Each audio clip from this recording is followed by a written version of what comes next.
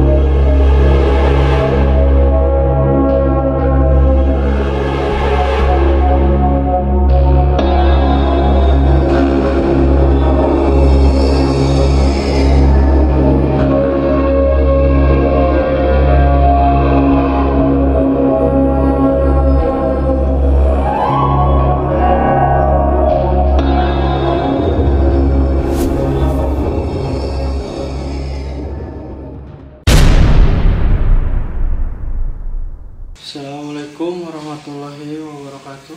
Waalaikumsalam warahmatullahi wabarakatuh. Kembali lagi bersama Telugu Misteri dengan saya Ali Ridho. Saya Mona. Saya Sofyan dan sebelah saya Itu apa? Siapa namanya? Kang Sadat. Fenomena babi ngepet ini ternyata bukan hanya zaman sekarang aja ya, sudah dari dulu ya, dari zaman Majapahit katanya kalau menurut literatur. Yang pertama dari penelitian Samuel Houghton katanya. Jadi berhubungan waktu itu dihubungkan dengan pesugihan pada tahun 1860, lalu juga diteliti oleh orang luar negeri juga nih Kang, namanya Henrik Alexander Panhin. Dia juga menerbitkan laporan berisi catatan tentang pesugihan pada tahun 1894. Lanjut ke orang Indonesia nih, dari orang Indonesia bernama Mas Huri. Dia membuat juga literatur mengenai ritual pesugihan di Pulau Jawa. Selain itu, yang paling memang referensinya bagus itu dari sejarawan Clifford Geertz, salah satu orang yang mencatat keberadaan mitosnya. Dia melakukan penelitian khusus pada tahun 1950. Jadi fenomena tersebut semakin membuat keberadaan babi ngepet ini eksis, Kang Ido. Iya. Terlebih ya sekarang ya muncul lagi ya Kang Ido nih. Bagaimana nih menurut Kang Ido nih dari histori tersebut? Nah, ya Kang Ian. Tapi sebelumnya saya mau membacakan definisinya dulu ya. Babi ngepet itu apa ya? Itu adalah siluman babi untuk pesugihan dalam legenda masyarakat Indonesia. Jadi banyak juga ya rupanya peneliti gitu. Jadi kenapa ini apa ya? Jadi daya tarik. Iya. Karena kan di masyarakat kita kepercayaannya ya kental tentang hal-hal seperti itu, dan mungkin yang nggak percaya pun banyak. Salah satunya juga saya jujur awalnya nggak percaya sih, nggak percaya. Cuman ketika memang udah memasuki era sini mulai ada tuh beberapa kejadian dan memang si babi ngepet ini beda sendiri gitu, jenis babinya tuh nggak sama kayak babi hutan biasa gitu. Ada ciri-ciri spesifiknya. Dan ini katanya mitosnya juga menceritakan bahwa tindakan pesugihan ini dilakukan hanya pada malam hari tertentu dan oleh dua orang, biasanya sepasang suami istri gitu. di satu melakukan aksi, satu lagi jaga sebagai monitornya mungkin, monitoring monitoring gitu. Dan medianya ini katanya apa ya, ada sesaji juga, kembang kayak gitu, minyak wangi, kopi ya, lampu ya, sama jadi ritualnya apa lilin sama ada baskom gitu, ditaruh baskom gitu lah. baskom di apa dia buat itu buat ngelihat katanya, memonitornya lewat baskom. Enggak, mesti di baskomnya isinya air sama air aja. Cuman yang menjadi menarik ini karena muncul laginya nih ya di zaman sekarang ya, gitu ya. Mitos lama yang kembali muncul di zaman sekarang. Zaman milenial sekarang ya. Iya, masih ada gitu kayak gitu. Dan kasus-kasus ini sebenarnya sekarang aja di YouTube juga udah tersebar. Ada beberapa yang kasusnya 4 tahun lalu, 3 tahun lalu tuh di beberapa daerah juga sempat ada yang aneh sampai si babinya manjat genting kan, maksudnya aneh juga tuh kan, maksudnya babi manjat genting gimana? Iya, maksudnya jangankan manjat gitu kan, ngelirik aja nggak bisa. Tapi mengenai hal itu saya ada pengalaman. Jadi di kampung saya dulu kan di bawah hutan gitu, saya lagi bawa motor gitu kan. Yang masih aneh sampai sekarang tuh ketika saya menjalankan kendaraan saya tuh kan itu babi hutan tuh dari atas nyebrang ke jalan. Dan kata orang kan babi tuh nggak bisa lihat, tapi ini nengok gitu ke saya nah, makanya dari situ saya bingung, walau alam lah itu mah cuma. Dan ini juga Kang Ian katanya mitosnya juga menceritakan bahwa siluman babi ini berasal dari Gunung Kawi. Sumber-sumbernya dulu. Kalau gitu. Itu kayak kesugihan dia. Iya, memang pesugihan. Jadi Kang Manan dari tadi literatur ini sebenarnya yang bermulanya itu induknya tuh judulnya pesugihan. Tapi dipecah-pecah, salah satunya pesugihan babi ngepet, pesugihan sekarang siluman serigala, pesugihan yang sebutnya tuyul gitu. Jadi perpecahannya gitu. Jadi banyak versi. Nah, itu tuh ada penelitiannya memang yang khusus mungkinnya Kang Ido ke arah-arah ini. Seperti itu ya. Dan katanya si pelaku ini tuh menguasai ilmu hitam. Jadi memang mitosnya ini di barat juga, di daratan Eropa sana tuh sama halnya kejadian seperti werewolf. Jadi werewolf itu manusia serigala.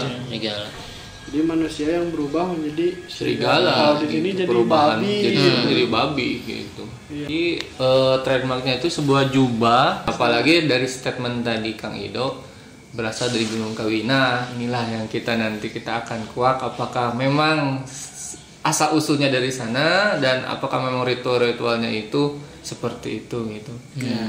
Mungkin ya karena tadi kita mencari sumber informasinya dari berbagai hal gitu. Nah, saya tadi teringat dari kata Kang Ido, ini semua kan bersumbernya dari Gunung Kawi katanya ya. Nah, saya mungkin pengen menarik info juga ya, itu tadi nanti kembali ke dulu semua dari yang memang sumbernya ini dari Gunung Kawi gitu.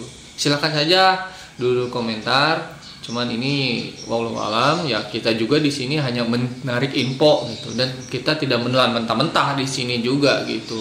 Cuman kan tadi ada pertanyaan-pertanyaan yang memang membuat kita juga masih penasaran dan itu belum terjawab buat kita juga. Ini kenapa harus sampai telanjang, ini kenapa harus memang pakai jubah, nggak bisa langsung berubah gitu, dan kenapa juga harus pada ritual-ritual kata Kang Ido tadi hari-hari khusus gitu ya yang memang bisa dia melakoni perubahan wujud itu gitu. Malam-malam tertentu. Dan malam-malam tertentu.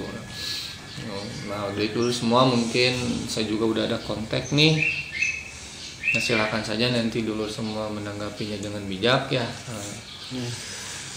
Mungkin Kang Manan fokus. Mau dibawa ke Gunung Kawi katanya Kang Manan. Gimana nih? Kita coba interaksi dengan sosok yang ada di Gunung Kawi yang memang nanti saya khususkan yang berhubungan dengan pesugihan-pesugihan ini gitu. Apakah memang tadi mudah-mudahan lah pertanyaan-pertanyaan tadi bisa agak sedikit sinkron jawabannya gitu. Tapi dititip jangan telan mentah-mentah gitu. Amin.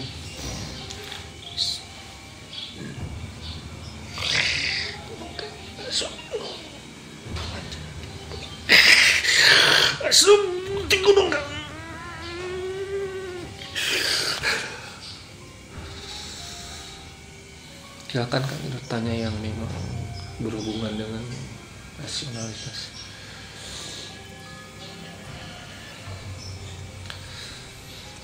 Sampurasun. Hampir.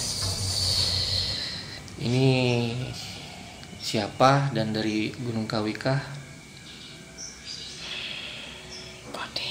Patih. Patih ini berasal dari Gunung Kawi. Betul. Mohon maaf saya panggil ke sini untuk menggali informasi, tidak apa-apa. Ketika sekarang terjadi tentang babi ngepet dihubungkan dengan Gunung Kawi, benar tidak itu? Betul. Jadi memang sumbernya dari sana. Iya. Apakah memang di sana itu ada yang dijadikan sosok yang dijadikan buat pesugihannya? Ada. Ratu atau raja gitu? Ratu. Oh, ratunya ya di sana yang memang dijadikan untuk pesugihan ini ya. Terus mengenai babi ngepet ini sendiri, menurut yang diketahui Patih memang ada ritual-ritual khusus untuk menjadi berubah itu? Ada. Harus gimana tuh, puasa dulu buat orang-orang yang gitu apa gimana tuh? Betapa. Oh, bertapa ya. Ada waktunya nggak ketika melakukan pertapaan ini? Ada. Biasanya berapa lama Patih?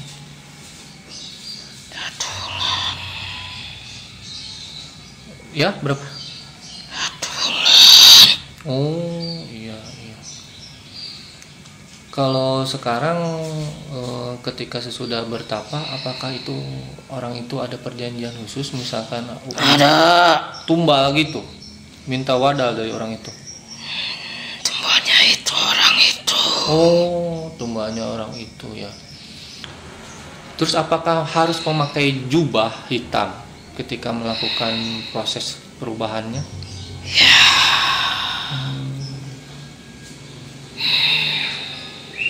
Kenapa nggak bisa langsung berubah?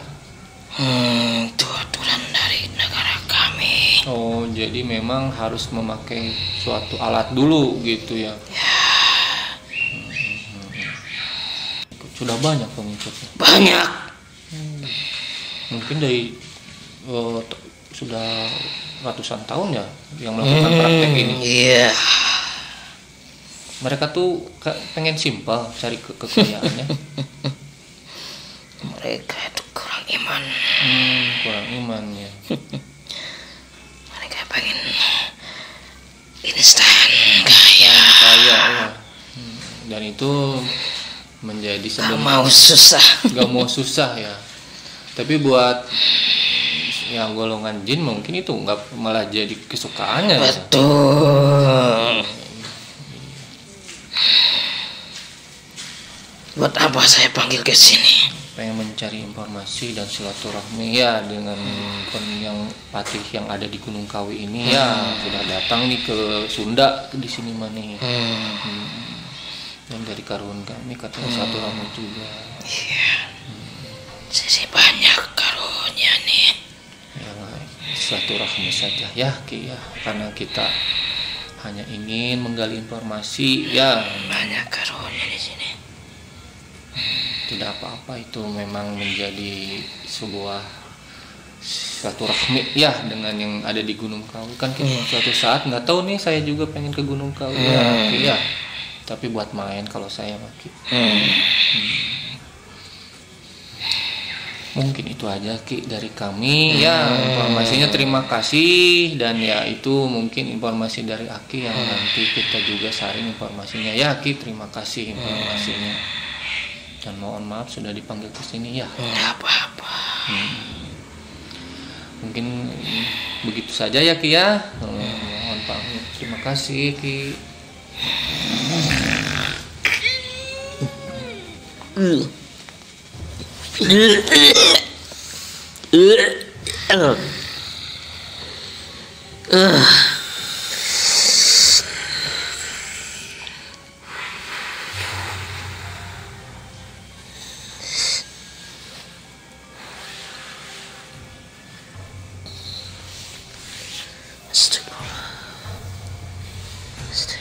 Ya dulur semua, barusan sudah dapat juga informasi, kembali lagi ke dulur-dulur masing-masing ya, mengenai informasi yang tadi didapat ya Kang Manan ya. Kang Manan masih pusing ini. Cuman kembali lagi tadi dari jawaban yang makhluk lain itu ya membilangkan ya memang informasinya tadi ada yang dia terbukakan, ada yang memang itu menjadi mungkin rahasia mereka ya. Contohnya ya masalah yang tadi harus menangkapnya tanpa busana katanya Kang Manan. Itu ya masih pertanyaannya masih ini, cuma yang endingnya sih yang kita maksudnya di sini terlepas dari fakta ataupun yang memang dari makhluk lain itu ya endingnya sangat disayangkan nih, kenapa masih ada orang-orang yang pengen mengambil jalan instan. Sedangkan dampaknya sendiri apa ini mungkin ya ada sebab akibat ketika mereka melakukan perjanjian tersebut, ada suatu resiko yang harus diambil, dan menurut mereka kan katanya resikonya ini tumbalnya mereka sendiri gitu, dan dijadikan pengikutnya mungkin ya sampai nanti kiamat. Ya udah ada perjanjian gitu yang sangat disayangkan itu dulur semua. Jadi pengikut benar terus ya. Dan yang memang secara ini juga kan itu tidak mudah. Memang ketika mendapatkan uangnya instan ya Kang Manan ya bisa. Cuman yang sangat disayangkan kan mereka juga menghabiskan waktu untuk bertapanya itu ya, tadi sudah dibilang ya waktunya lumayan kan. Bekalnya harus banyak gitu. Nah ini kita sebagai manusia jangan mengambil segala sesuatunya dengan berharap dengan instan tanpa usaha gitu. Dimana yang instan ini ya pastilah hasilnya tidak akan memuaskan. Sedangkan ketika kita mencapai keberhasilan itu ya pasti harus dititi dengan jalan yang memang dari nol, dari bawah dan ketekunan dulu semua gitu. Jadi harapannya dari kami dari Tidul Misteri ya praktek-praktek seperti ini ya jangan kita tiru ya gitu. Dan adapun yang terjadi di sana kita ambil sisi positifnya ya, istilahnya ketika ini menjadi suatu hal kejadian di masyarakat ini kita bisa menanggapinya dengan bijak, jangan sampai kita juga terlalu fokus dengan memang keduniawian dan memang dengan terlalu terfokus dengan masalah ini. Karena mungkin ya tadi ada satu hal yang menurut saya juga ketika kita mempunyai benteng benteng iman yang kokoh dan memang maksudnya di rumah juga istilahnya diisi dengan hal yang sifatnya keagamaan ya, ibadah gitu. Kalau menurut saya sih nggak bakal masuk ya kayak gitu. Kembali lagi makanya ya ini semua harus kita sikapi dengan bijak gitu ya. Dan ini salah satu dari Kang Sadat ketika tadi memang dia menggambar. Ini mungkin tadi proses ritual ketika menjalani perubahan wujud itu dia membutuhkan suatu lilin katanya.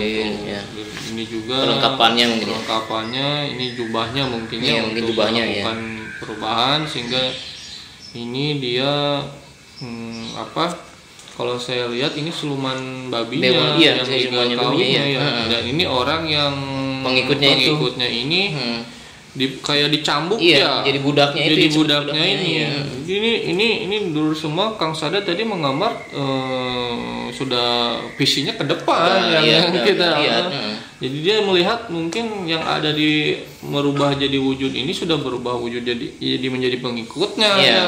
Yang disebut pengikutnya itu ini mungkin. Iya, ini. Dan ini siluman babinya yang memang mungkin selama ini mengalami perjanjian. Patih ini. Ini mungkin yang disebut memang patihnya yang di sana. Dan ini mungkin ya sekilas tangkapan dari mata batin Kang Sadat yang mempunyai ya sedikit kelebihan dari Allah ya, walaupun beliau tuna wicara ya itulah ya, Allah tuh maha adil ya. Kang Manan ada sedikit informasi lagi di Kang Manan gimana? Ada juga yang masuk ke susuk saya memang cukup agak lumayan besar. Terus ya istilahnya nggak sadar gitu. Terus ya ambil hikmahnya dari semua kejadian ini bahwa misalnya manusia itu jangan terlalu fokus ke hal-hal duniawi. Betul.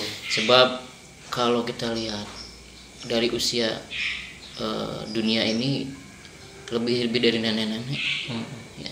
Kalau nenek mah cuma puluhan tahun. Ini ribuan tahun. Istilahnya kembali lagi ke diri kita masing-masing.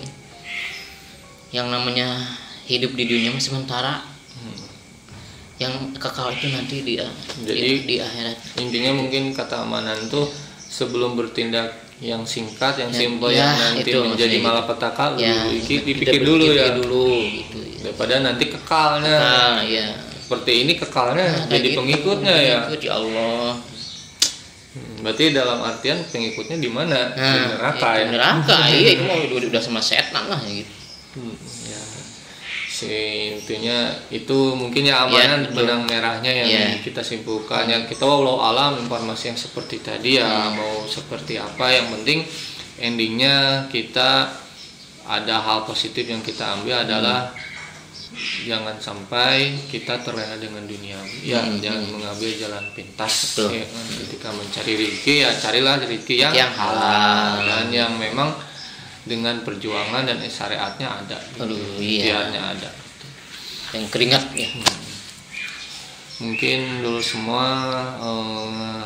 bahasan tentang babi ngepet ini, babi jadi-jadian ini kita tadi sudah banyak ambil informasi. Cuman saya titip sih apapun yang kita tampilkan tolong jangan ditelan mentah-mentah. Silakan saja berkomentar karena kita di sini niatnya hanya menggali sebanyak-banyaknya informasi tanpa menelan mentah-mentah ya. Dan mohon maaf Kang Ido, biasa kamera kita kan ada sering trouble jadi turun dulu sejenak Kang Ido ke bawah, makanya kita tadinya berempat tinggal bertiga ya. Mungkin dulu semua jangan lupa apa Kang Manan? Like, komen, dan subscribe-nya. Dan iklannya juga jangan di skip. Karena buat apa Kang Manan? Buat kemajuan kedepannya. Dan kita semakin semangat untuk menarik mengupas sebuah menjadi fenomena ya kan, info-info gaib tentang masalah pergaiban. Dan kita di sini bukan orang-orang yang sakti, bukan yang pintar, bukan kita manusia biasa aja. Pengen tahu aja nih bagaimana kejadian yang di masyarakat ini, kita tarik suatu benang merah. Nah, betul. Nah, tapi benang merah ini yang tadi itu yang sifatnya ya kita sampaikan ya, berarti ini hikmahnya apa sih gitu. Bukan suatu kesimpulan diputuskan gitu bahwa ini gitu. Bahwa ini tuh gini, bahwa ini itu gini, bahwa gaib itu benar, bahwa ini bukan kayak gitu. Kita hanya menarik benang merah dari kejadian-kejadian itu. Mungkin Kang Manan kita cukupkan sekiannya. Saya Sofyan Sauri, saya Manan, dan yang sebelah saya Sada, dan kameramen kita tadi presenter jadi kameramen. Mohon undur diri, mohon maaf bila ada kesalahan, dan semoga dulu semua mengambil hal yang positif dari yang kita bahas. kita tutup Kang Manan. Wassalamualaikum warahmatullahi wabarakatuh.